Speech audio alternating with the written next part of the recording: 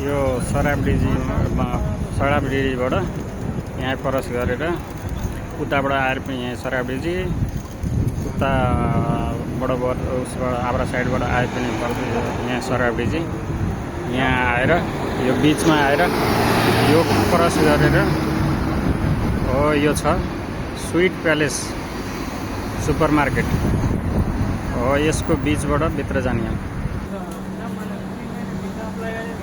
यो स्वीट प्यालेसबाट भित्र पसेर